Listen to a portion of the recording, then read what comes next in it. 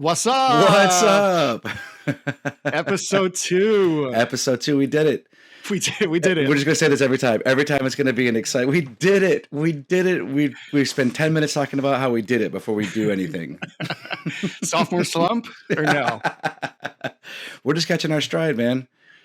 This is No Homo. This is the No Homo podcast with Jonathan and Tom. I'm Jonathan. I'm Tom. What are we doing here, Tom? We're doing this is two best friends, one straight, one gay, riffing on their daily lives, the insanity of current events, and what it means to be a man, gassing each other up while the world burns. Nice. There was a little stumble, but man, you fixed it. That was great. Stumble. You did. You came. I think I didn't set you up very well for the intro. It wasn't the perfect alley-oop to get you into the log line. It's all right. But since we're going to do that every time you're going to read it, we have a lot of chances to get better at that. Someday I'm going to have it memorized. You're going to be so impressed. I mean, clearly we should record it and stick it in, or just not say the log line every time. But I don't care. I want to hear it every time. Today is not that day. Today is not that day. I'm exhausted from this weekend. It was Pride weekend. Yeah, Pride weekend. It was a lot of fun. Yeah. And you're exhausted? Are you feeling tired? I know you're going to give me shit about that. We can wait. We'll wait. We'll jump into that in a little bit. How you feeling after our first podcast being out in the world? What kind of feedback are you hearing? How did it feel? It's felt great. You know, I think the public has spoken. They want us around. The people, I think it was awesome. People have been really kind. Friends listened, and people had. I think what was really fun is people had feedback and thoughts about like what they want to hear, which I kind of feel like, and Naquan was the one that pointed it out, but said like that means people are paying attention and people are engaged. If they're like you guys should talk about this and this and this. Yeah. I'm like, at first I was like, don't give me notes, please. We've done one, but really it's like, thank you for being engaged. Yeah, and wanting to pay attention to it. You know? Yeah, totally. What about you? How do you feel? I feel good. I mean, that day was scary. It was definitely like, oh my God, here we go. And then like seeing, thank you for posting all our clips, trying to get attention, and seeing my face come across my feed talking is like very bizarre.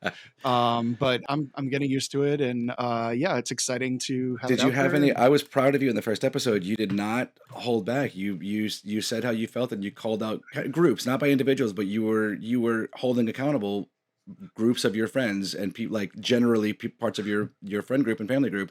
Did you get any feedback? Were you feeling any kind of way? Did anyone say like, hey, that was about me? Like, no, nothing like that. And, I mean, this thing about people not paying attention to the news has been in my craw is that the saying, in my craw? I think so. Yeah. You're the old one. You're the old head here, man. You tell me.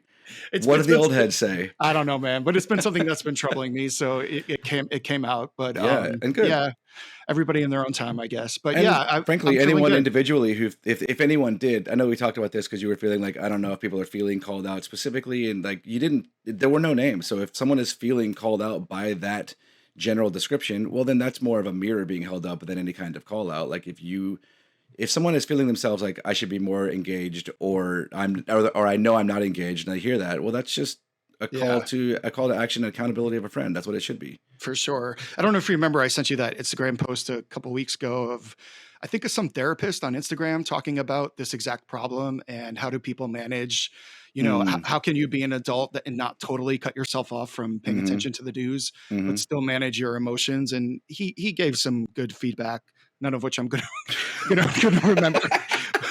But I think like loosely it was, you have to like dip your toes in and see how much you can handle. Yeah. But it's not necessarily about cutting off. Maybe it's possible that it's not about cutting off all the news, but just how much you take in, and regulating the times of day when you do it, and not on your phone before trying to go to bed at night, for example. Like, for instance, 45 minutes midday on a Thursday, listen to No Homo, get your news and a little entertainment. And I think that you're all set. That's really all you need. Come here for your news. We got you. Why not, man? You know what? Why not? There are people at other extremes of the political world who have as much, if not less, education and information than we do, and they're more than happy to spout off as if they have some kind of authority. So get your news from No Homo. Well, speaking of No Homo, we did get some feedback on the title. People, I saw at least one person was offended by it, and so I just kind of wanted to address it. And you have the floor. I have the floor. No Homo is a phrase that came out of hip hop culture in the 90s, and No Homo, people use it, colloquially now and jokingly. I remember it first being exposed to it in middle school, maybe. and it would be like a guy would say something to another guy or physically touch another guy and then end the phrase with no homo. Like what I just did didn't mean that I'm gay. Yeah. And it's And all it's because because it might imply a little gayness, whatever I yeah, did. Just to be clear, I'm not being gay right now. Is the yeah, point of it. Yeah. Yeah. yeah. I guess I personally feel like that has become a joke for Yeah. so long now that I don't really think anyone do people still use no homo I in mean, I that think that they original way? do. I think that they Yeah, do, and that's what's funny. But every time I hear it, it's like even people that like are my friends, they're the guys that are much more like dude centric guys. Like they still have that in the chamber, and I don't think that they even think about it in a way of like it's kind of like like using the word fag or calling things gay or all of the things that go with that. There's like yeah, it was middle school for me too. Like all of those things, it's because there's like a less than quality to it. Like I'm not that thing. Let's make sure I'm being clear or I'm insulting you by saying this thing. And so much of that is gone because the world has just moved forward. But that's still there. There's still plenty of that homophobia that exists. And so I think that people, it's like podcasters now excited, comedians excited they can say the R word again. All this like I don't get that either. Like who just fucking change your get rid of one word from your vocabulary and stop saying things like no homo unironically. Like you just sound yeah, dumb. So but there were some feathers that were ruffled. And yeah. so yeah, we're trying to take it back. We're We're the reclaiming it. point, yeah. That's the power we have here. Like I wouldn't do it on my own. As a straight guy, I wouldn't have a podcast called No Homo. I feel like it works for exactly what it is we're Yeah, doing. I mean, it works because I've been trying to get in your pants. It's '07. It's true. But you do always finish it. Like you'll like try to I've never finished it. I grab want my to finish dick it. and say no homo, and I'm like, oh well, then in that case, okay, go for it. Never mind. I didn't realize this was no homo. Yeah, yeah, yeah, go for it. Is it that easy? That's all I needed to do. You can do whatever you want as long as you say no homo. Yeah, that's. Woof. That's so hot. There's This a is the comedian. hottest you've ever looked, Oh, dude. thank you, man. What are you wearing? Thank you. Well, this shirt was a pride shirt that I had specifically picked out for a boat party that we had tickets for Oh, yesterday. oh, And I figure I will say that's what this shirt is for. What about the shirt you're wearing? What is that yeah, shirt yeah. for? This shirt is Uh-huh. for the same party. And did we go to that party? No, we And didn't. why didn't we go to that party? Because I was too tired, Old and head. my back was hurting. Okay, so just for full information, we did Pride Party. We went to Yes. Wrecked, A day and night party. wonderfully huge party, daytime into Yep. nighttime, indoor, outdoor party, multiple stages and DJs. Killer Yeah. party. We Killer were party. there for I mean, not 12 hours, but 10. 10, Like, 10 yeah, hours. yeah, Yeah. yeah. So we partied on. Yes, 100%. Yeah, my back started hurting. Um, Minute 30, your back started hurting. We were there to your credit, we partied for 10 hours, and half an hour in, you were like, guys, my back hurts. And you did it for another 9.5 hours. oh man. So then Sunday I started to feel like I didn't have a boat party in my future. It was Yeah. 718 sessions, really good party. That's this thing at the Saturday party. I'm a one of our friends, Jeff, made I like this line because I call myself a tourist. I often at these pride parties I say thank you guys for letting me be a tourist here. And he was like, "You're not a tourist, you're a traveler. Tourists pop in like on their own agenda. Like you come in, you take something from it, you're doing it for you. Like I like the idea that I'm there. The way he put it, I'm there as a traveler.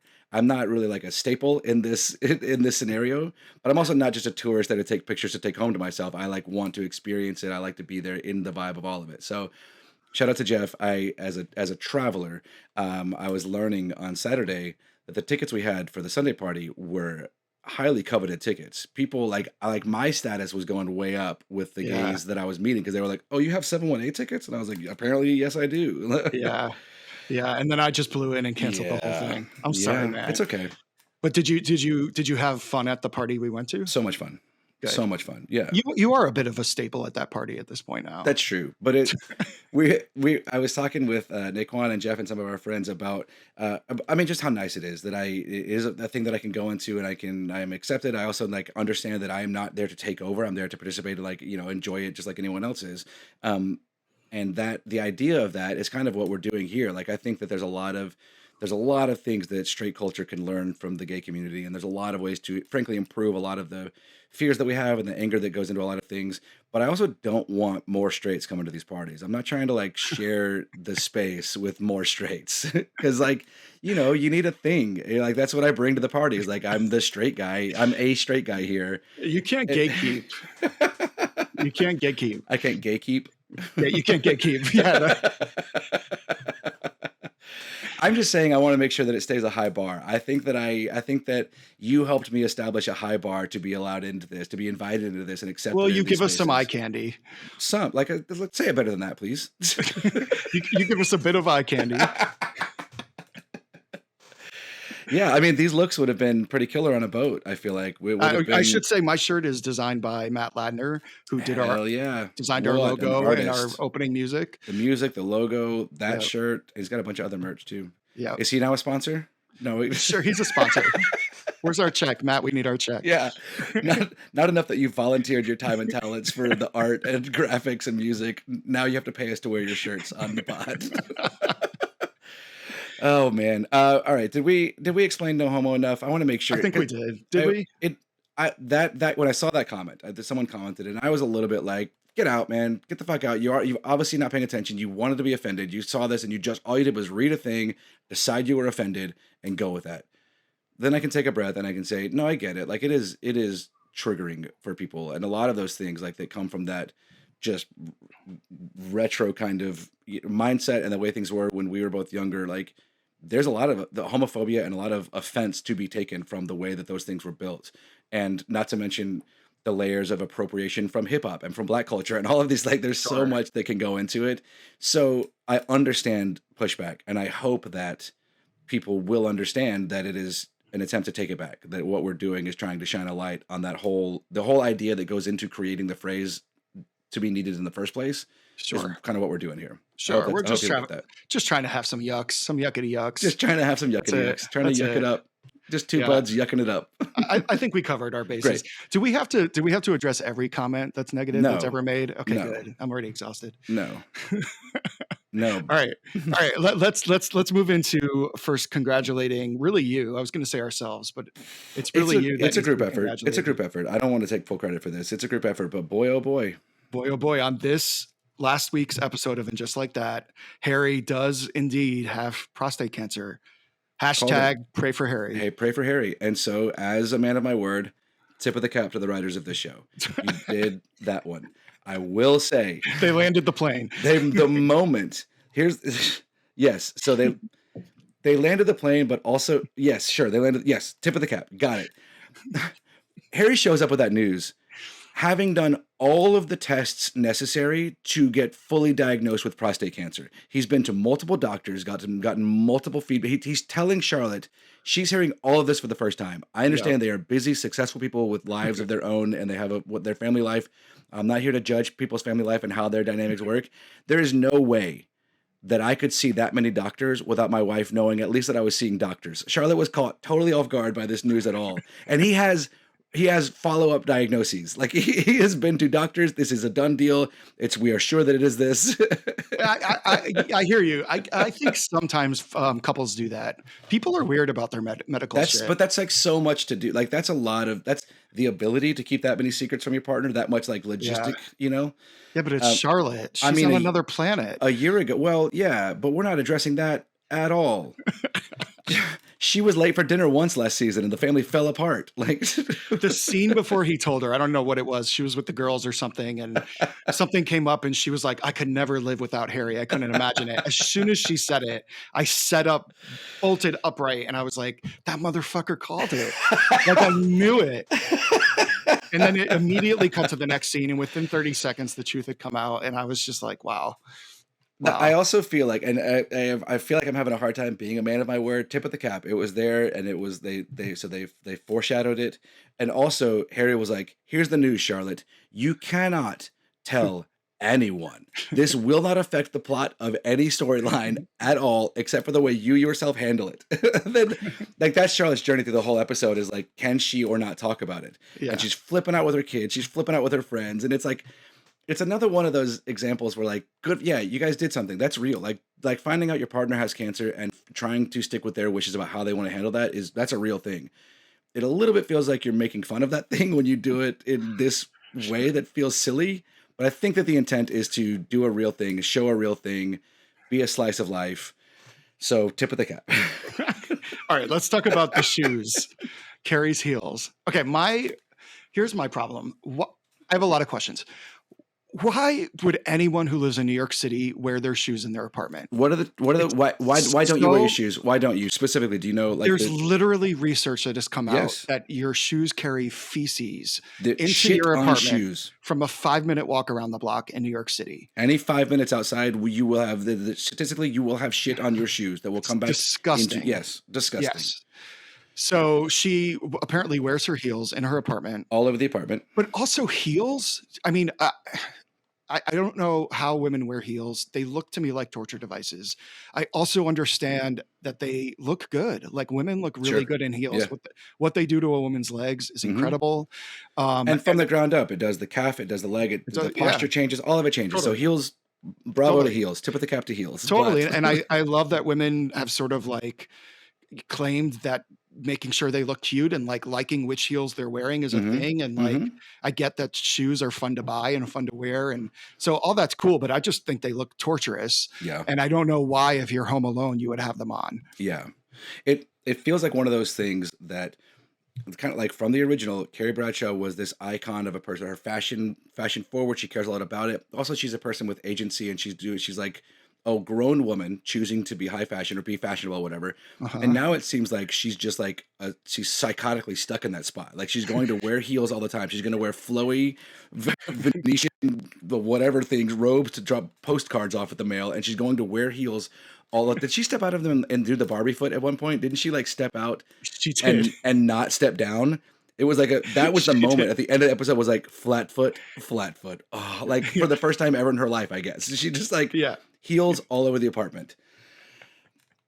And also, okay, so we talked about it for a second before this, and I did not know this because I lost my mind. I was mad. I was mad at them using the line, "A woman never take away, never challenge a woman's right to shoes," and I thought it was the most cavalier way to address like a very real thing in the world right now where women are losing agency of their own body. Like women all over the country on a state and federal level are losing the right to choose, and then they're like, but it rhymes with shoes. Yes, but from the original series, there's, and maybe cue the Sex and the City fans in the comments if I get this wrong, but in the original series, there's an episode, I believe, titled "A Woman's Right to Shoes." And I think it's one of the more famous episodes, which is Carrie gets invited to someone's house for a party, an apartment. And she gets there and there's a pile of shoes, just like we're talking about. It's a normal New Yorker's apartment who takes off shoes for a party. Right. And Carrie's just beside herself that she has to take off her shoes because they're Manolo Blahniks. They were like $600. She takes them off and they're stolen at the end of the party. Okay. And the host of the party is, I think it's a baby shower, actually. She's there for a baby shower. Okay. Okay. Yeah. The host of the party is like, sort of has no guilt over the fact that the shoes were taken.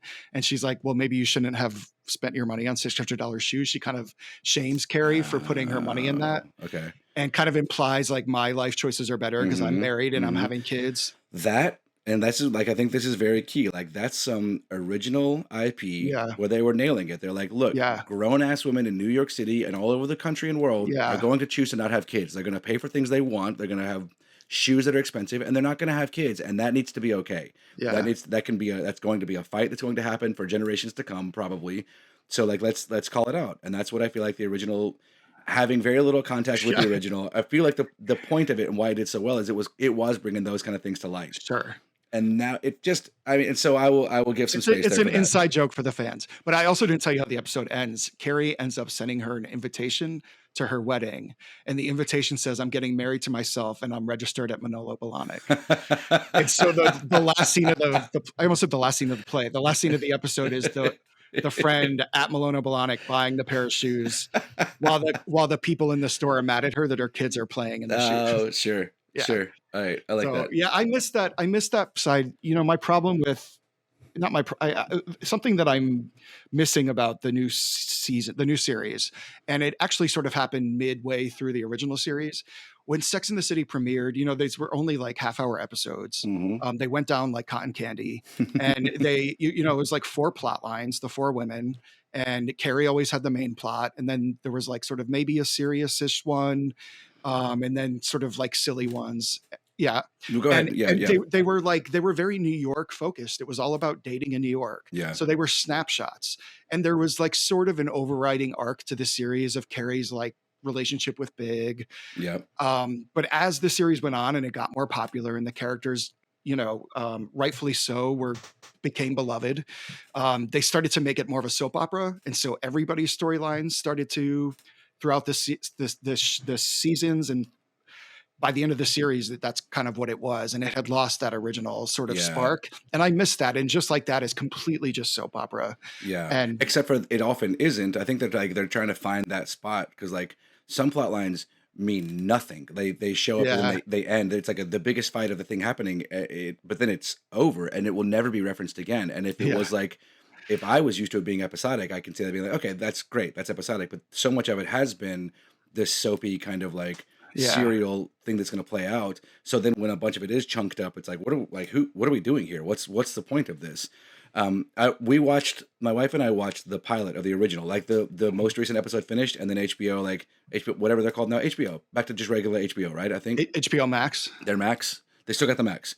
They're not Yeah, just Max anymore. They are back to HBO Max. yeah, and I think it Okay. actually hasn't officially happened yet. Oh Sometime in my July. I God, know. those It's guys. keep up, Just keep up. so talking about the months of workshop. There's Yeah, yeah. all right. We watched the pilot of the original series came on after the newest episode of And Just Like That. And it is funky and it's done in a very like it's in that time. No wonder HBO was at the top of the game at that time. It's being shot. They're doing fourth wall stuff. They're shooting kind of funky. They're being very sex positive, very sex forward. They also set up these archetypes right away. Yeah. Kim Cattrall is the very sex positive slutty one who's like, we're gonna have sex like men. That's the way to do it. Kristen Davis is immediately looking for more of a relationship. Miranda is immediately gay. She's not, but like right away, she's got her choppy little hair, and she's like, Oh the yeah. problem with men, and like it's like right away. And now all of a sudden, her only plot line now is like, I don't know what it's like to be gay, girl. You've been gay for 25 years. Like your opening line in this series was like, my problem with men, parachute, like. Yeah. They had her in some rough outfits to start, and that the haircut I think at the beginning is a little severe. Yeah. Yeah. Also, this past episode, this is one thing. The only thing I know about the original, the only thing that I experienced from the original, is that Miranda is the only naked body I remember seeing of any of those women, and they're like Uh-huh. good-looking women, but like I feel, and she's like the power suit one who is not really running around, and yet I remember her boobs being out in like more than once, Yeah. and this past week just walking through, just Yeah. naked Miranda walking around. Yeah. Yeah. Is she the only one who still has like doesn't have a nudity clause in the writer? Has she just been the only one that's like, I'll do it, I don't care, whatever. I mean, apparently Carrie's never done it. Never. No, I don't think Kristen Davis has either, has she? Kristen Davis has in the Oh, original really? series. Okay. Yeah. I don't mean to get too excited about that. Sorry. Yeah. Yeah. Now they fight over who ate the yogurt. Oh God. What horrible! They are bad roommates. I'm glad they figured that out. They are bad roommates together. I would have been furious if she was sprawled out on that table and I came Yeah, home. how did she do that quickly? How did that much space get taken up that quickly on a table that is brand new? That like all of that. Yeah. I think like neither of them are right in this though. Like Carrie's maybe going a little hard and maybe didn't Yeah. set up like anything about it, and Miranda Yeah. just fucking took over that all of it. Like it's Yeah. She could have maybe asked her to move in a while ago too. Like yeah, that's true. that What huge house. what was that? All right. Moving on. Do you have any more predictions for just like that? You Oh wanna, man, do we want to look, get the betting markets going? well, here's my problem. This is the other I don't have this as a prediction. Mm. But when you reference in the first episode of this season, with the documentary being made and the now it's gone to a TV show that's being made, and they were like, we need to get Michelle Obama, and there was like a whole plot arc to getting Michelle Obama, and if that just goes away, then that's done. Like that's Chekhov's Michelle Obama. You can't introduce a Michelle Obama in the first act and not fire it by the end of it. I really, really hope Michelle Obama does not come on this show. That is the last thing the Democrats need I right now. agree. I agree. I agree with you. I hope that she does not. The writers, I will be disappointed if the writers put that out there to start and never do anything with it. Yeah. Um, Yeah. so I don't want it to happen, but for the sake of writing in a show, like if you can't introduce Michelle Obama, the idea of Yeah. Michelle Obama, and not produce Michelle Obama, like that's. But you're right. You're right. Hope, prayers to God that Michelle Obama does not show up in it just like that. Uh, Is this gonna become a talking Sex in the City, talking just like that? Are we yeah, just yeah, we're yeah, just yeah. a That's recap it. pod? No. Let's move on to some current events because Okay. I have something that's been troubling me. Okay. Okay, so I want to talk a little bit about the situation in Gaza. So dangerous last words Oh right yeah. there. Yeah, just Yeah. normal happy conversation. Easy transition from HBO Max to yeah, sure, Yeah. sure. But I want to first start by saying that I have a lot of Jewish friends that I love dearly, and I have been graciously invited to a number of Jewish events over my life, all of which I have enjoyed immensely. And what I know about the Jewish faith, I have a lot of respect for it. I find it to be so much more welcoming and um, just sane. Yeah. Its approach to life is so sane to me. It's a much more blue collar approach. It's a realistic approach to life, Yeah, to what we're yeah, doing here. especially compared to how I was raised in the Catholic Yeah. Church. So I think Judaism is a beautiful faith. I have a lot of admiration for the Jewish people, and when I was young, I remember first learning about the Holocaust and just being devastated by it at a young age, and I sort of like became obsessed with it. And I've read a ton about it, and I've seen all the movies, and it's something that I carry with me, not in the way a Jewish person does, obviously, but I'm very aware of the horrors of that, and I am an empathetic person, I think, and so I can only imagine what it's like to grow up with that history, Yeah. and to grow up with the understanding that so much of the world is anti-Semitic, and certainly over the last 10 years, more and more of that has risen to the surface across the world, especially in the United States, all of which is terrifying. The events of October 7th, I thought were horrific. I was sort of shattered by them for a while, emotionally devastated. I couldn't get enough of reading the stories and crying and just like I go to festivals a lot. I like to party. I know what that festival was Yeah. like. I've partied with those people. You know, I think responding to October 7th, of course, Israel had to respond. Hamas is a terrorist organization. It should be absolutely wiped off the face of the earth. But the situation now is, almost 2 years in, really bad and really untenable. And I think we are, if not already into an ethnic cleansing and a genocide of the people in Gaza. And it's just devastating, the stories coming out of there. There's two that have been troubling me a lot. Haaretz, I think is how you say it, is a reputable Israeli news source. So Okay. this is a news source based in Israel, released a recent report about, they have these food banks in Gaza, and they've set them up. They basically look like bullpens when you see pictures of them. They're like chain link fences, and Gazans have to walk down these corridors to get food at specific times. And these people are starving. There's been an embargo on food coming in for a long time. There are millions of people that are on the verge of starvation, if not already starvation, and babies and children, and it's horrific. And there have been reports now for a while about shootings happening at people Yeah. that are just lining up to get their food. And according to this news source, Israeli soldiers have anonymously come forward with stories about how their commanders are telling them to just shoot at people. And they're finding bodies of people just holding bags that they wanted to get their food in. Jeez. It's really, really terrible. And, of course, Israel is denying it. And their take is always that it's propaganda, that it's anti-Semitic propaganda. And I just am finding that to be harder and harder to believe. This is a news source from Israel. I don't think it's at all, and I really take issue with people that say it's anti-Semitic to not support the the country of Israel. I don't Yeah. support the government of Israel right Yeah. now at all. I think, That's a very weird line of the whole thing, the tightrope walking of holding Israel accountable versus being anti-Semitic, versus being against the Jewish people, the Jewish religion. Like those are two separate things, and yet there's so much intertwined that it can lean both ways, right? Like I think there is a lot of like people find the people find for permission to be anti-Semitic when Israel's being real bad. Like yeah, there's a lot of space to then make it more about like kind of dog whistle anti-Semitism across the board.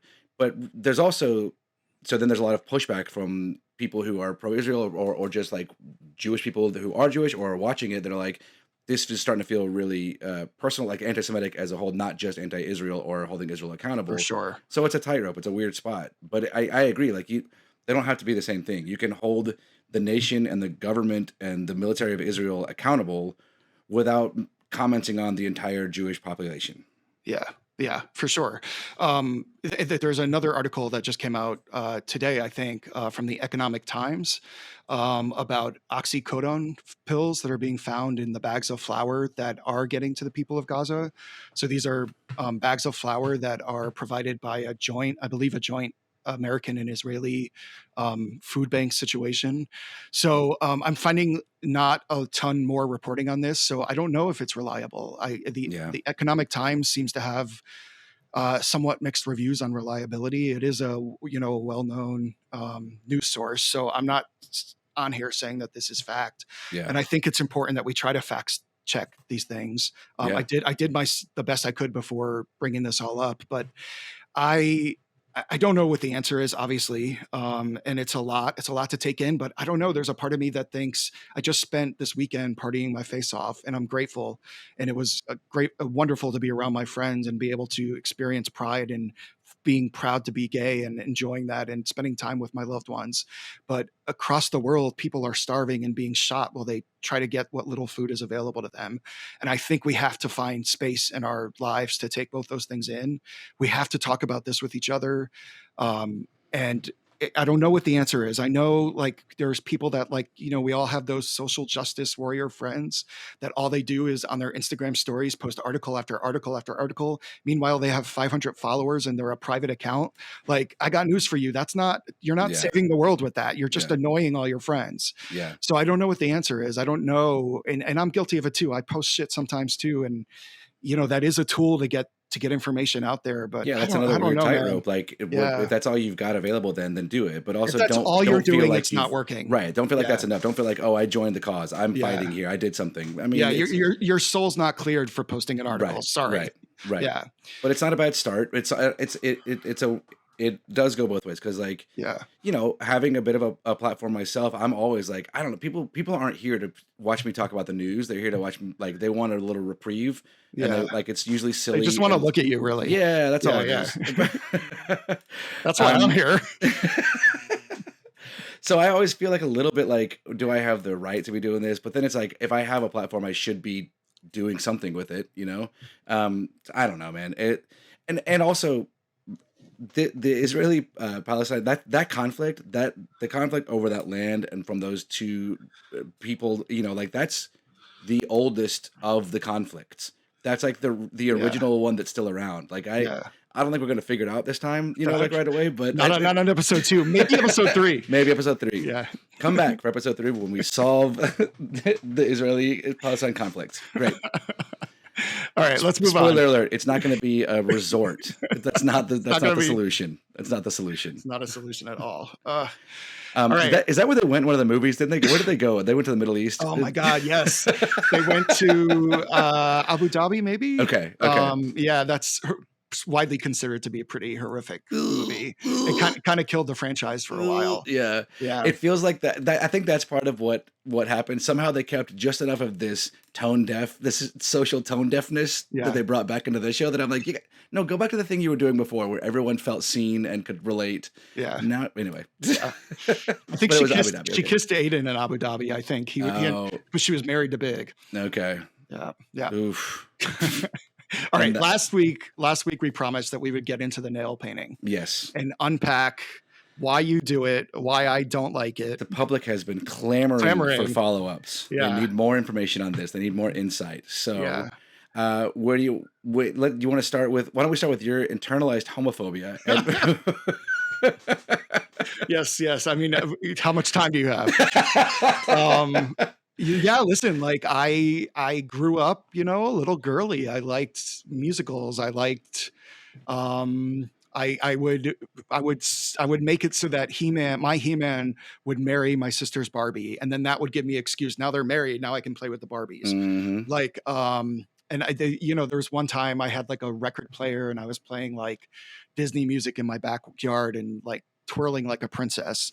And my neighbors, a younger boy neighbor and his best friend who lives up their street, like 3 years younger than me, saw me and shamed me. Mm. So if you want to know why I don't like painting my nails, that Sure. is why I don't like painting my nails. Sure. Sure. I have painted them before. I go to Burning Man, and Mhm. on the playa at Burning Man, the dust there can really fuck up your cuticles. So they recommend you paint your nails to help get your cuticles through the week. So I do that, but I paint it clear because I don't I actually was want gonna to say, see. yeah, Yeah. you don't even get a color. No, I Yeah. don't. I don't. It really like just find it so unmasculine. And I know that That's that great. That's the yeah, point. yeah, That's what. yeah. Yeah. And Yeah. so Go for it. I Yeah. I like to feel masculine. I like to be with guys that are masculine, and that's just my cross to Yeah. bear.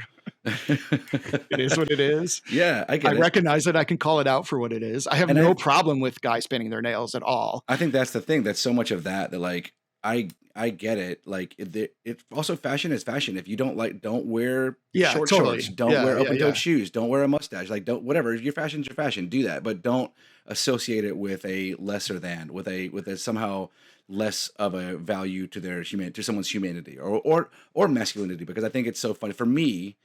You mind if I step in? I don't want to take Please, no, away from you. please, please, please. We can spend more time on your internalized homophobia if No, you'd I'm sure like, we'll come back to it. and I think that mine is perhaps it could be couched as more of an externalized homophobia. I grew up in a place. I was in the South in the 80s and 90s. Like I was not ever gay and was the closest thing to like a gay kid or being around. Like I was getting all called. I was doing theater. I didn't play baseball one season because I was taking a ballet class, and that was tough. Going into school, like actually, couldn't even stick with it. I dropped out of the class so that I could be on the baseball team because I could not handle the social pressure that was the guys talking to me about it, what was happening, having to explain I'm in a dance class. That's why I'm not at baseball practice. Like just couldn't do it. And as I got older, I've finally been able. Like there's been so many back and forth swings in my life of like that's how I felt. I felt othered and I felt ostracized just for like I was like I don't want to make out with boys. I just like theater and I like dancing and I like those things. Like I don't know why these two things have to cross over each other. They're not the same. But then there's a lot of like weird self-loathing for being ostracized, being outgrouped for all those things. And then there's a lot of like, I go through a wave of like, oh, those fucking rednecks, they don't know shit. Like I don't care what dudes in Alabama think. And then it kind of, I get older and evolve and it kind of settles into this spot where I'm like, I feel pretty masculine. I feel like I'm a pretty masculine person. And I don't particularly like the way my nails look when they're painted, the way that I like a good haircut when I get it, or when I look at something, I go, I look better. I don't think that way about nails, but I also don't care. So Uh-huh. it's almost exclusively for the sake of the bit when I paint my nails in a way that's like, I don't give it. I'm here to help the cause and also out anyone who has a problem with it. Like please, I mean, you love a bit. I love a bit, and I love a poke. I love picking a fight that I don't Yeah, yeah. because it's outing someone for being a dick. Like it's like if I can just set something out here, I can set a little trap, and then you get to show me that you're a dick, and I get to tell you you're a dick, and we get to maybe fight about it. That's a win. That's a great day for me. So you're dick baiting. I'm dick baiting. That's our title. I paint my nails to dick bait. Amazing. Amazing. You're such a dick baiter, bro. Yeah. You used to tell me what a gay baiter I was, and I always want to argue on it, but you look so hot when you say that, so I have a hard time arguing you. My favorite is how you told me this story about how you know what it feels like to be gay. I did not. You All told right, me this okay, story okay, at the party the okay, other night. okay. And I was like, is he really telling me he knows what it's like to be You're right. gay I at gay should have pride? said, I should have said, I have so many friends that are gay, and I respect the gay history so much, and I respect the tenets of the gay religion. I respect so much. I love everything I've learned about the gay culture. I have friends that are gay. Wait, what are the tenets of the gay religion? What are the tenets of the Jewish religion? Oh. Right. I'm just repeating. I'm just taking that. You're right. That's how I should have said it. Not that I understand the experience at all, just that I can speak on it because I have so many friends that are. And I respect the religion. I read books on it. I've learned all about it. Shut up. You're not invited to next Pride. You would just show up anyways. Yeah. You don't have to invite me. You don't have to invite me. I'm in. Wow. Wow. All right. Time for our closing segment. Okay. Who would you fight? Who would you fight? Pow, pow. Yeah, so you got to do it on your own, or you got to stay in time. That doesn't work when I do it with you. Oh, wow. We'll rehearse. We sophomore slump. We had such magic, and now we just can't repeat the magic. We have to find the magic as we go. Do you think our viewers will drop off? You think maybe by this point? I don't think that jingle is what made them drop off. Maybe the hard left turn from and just like that into Gaza. I don't know. I wonder if there's any podcast in the world that has those two topics. You know what? Maybe not. And maybe that's why we debuted in the top 50 of entertainment news podcasts on Apple Podcasts in domestic and abroad. I mean, was it Apple Podcasts? I think it was something else. They said Apple. I mean, I just did no follow-up questions. I saw like number 47 news and entertainment, Apple Podcast platforms, America and Canada. And I said, what I just read was top 50 podcasts, domestic and international. No, it's from Pod Status. Oh yeah, Apple Podcasts. All right, yeah. Top position 45. Who knows what that means? Look, it means top 50. Anyway, who would you fight? Who would you fight? Pow pow. Who would you fight? Who would you fight? Okay, this week I want to fight. When you're on Instagram, I want to fight the makers, the engineers, the software people behind Instagram. Sure. When you open up Instagram on your phone and you see instantly an article that you really want to read, like the picture, the caption, you're diving in, and a second later the whole thing refreshes. It has to be intentional. The algorithm pops the thing you are going to like most. It hits you with it right away, and then it goes. Poof. Yeah, no idea. You scrolling, trying to find it again.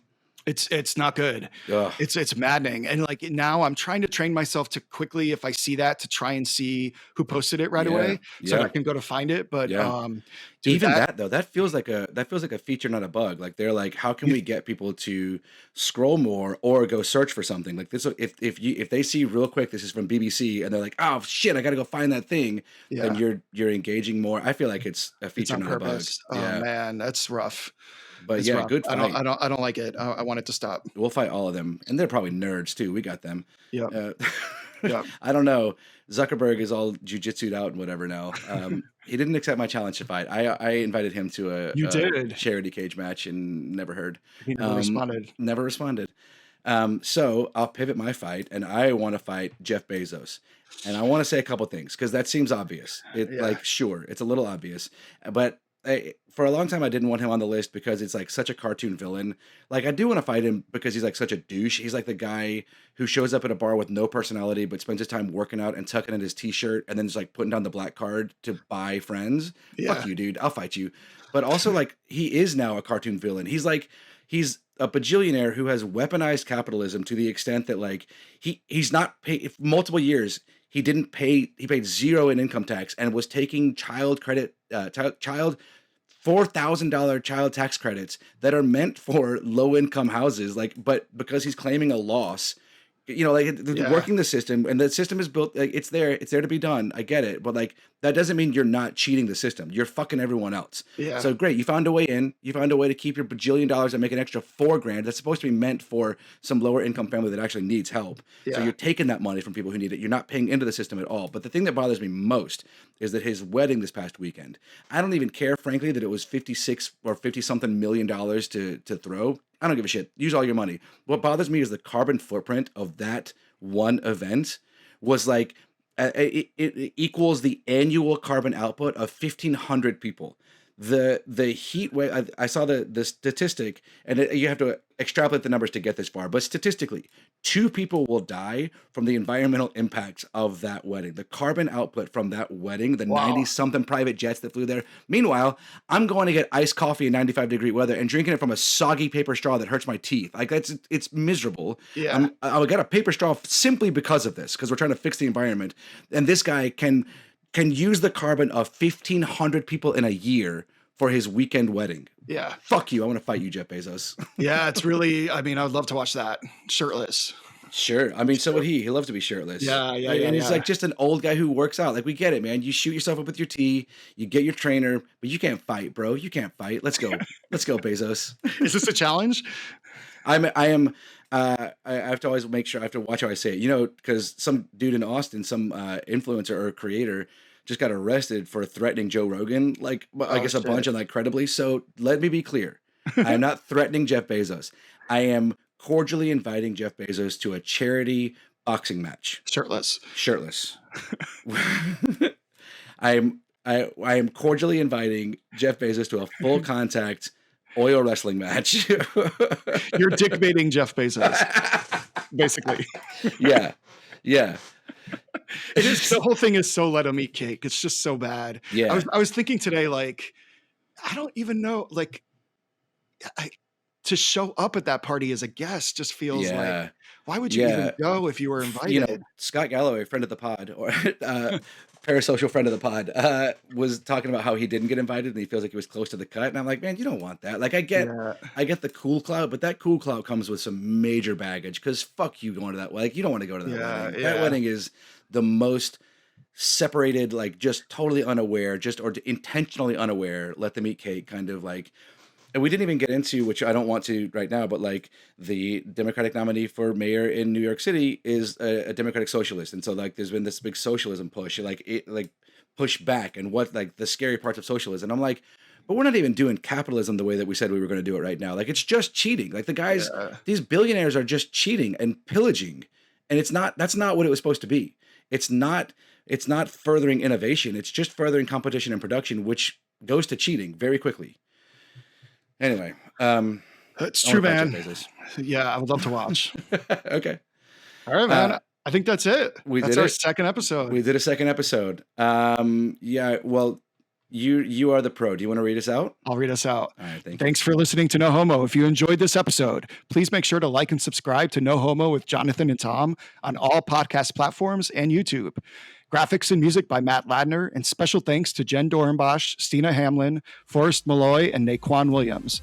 The opinions expressed on this podcast are solely for those of the hosts and are intended for entertainment purposes only. You landed that plane, buddy. Nice work. Thanks. I love you. Love you too. Bye. No Homo.